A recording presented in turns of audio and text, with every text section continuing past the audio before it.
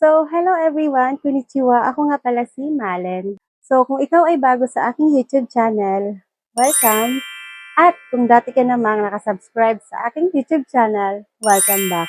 Sa video nito guys, tuturuan ko naman kayo paano mag-transfer ng pera galing sa BDO apps papunta sa GCash. And take note guys, ang pag-transfer sa BDO apps papuntang GCash ay only 10 pesos lang yung charge.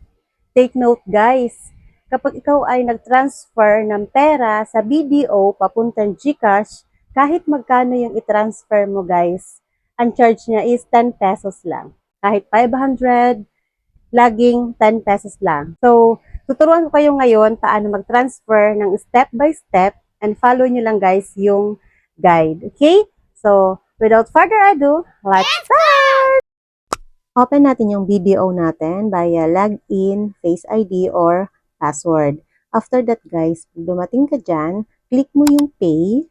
Then after that, may makikita ka dyan guys sa taas na GCash. Click mo siya, then see all para makita mo kung ano yung sisendan mo ng pera. Ako kasi nakasave na siya lahat dyan.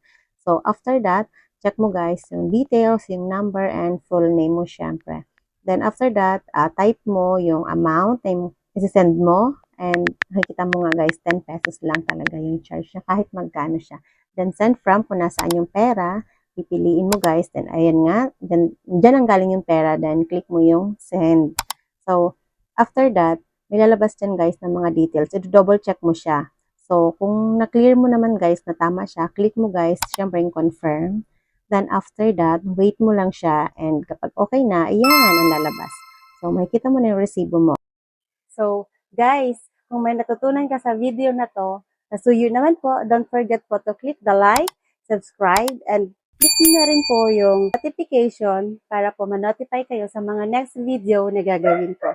And comment nyo rin po kung ano pa po yung mga gusto nyong matutunan, at kung kaya ko po ay gagawin ko po ng tutorial.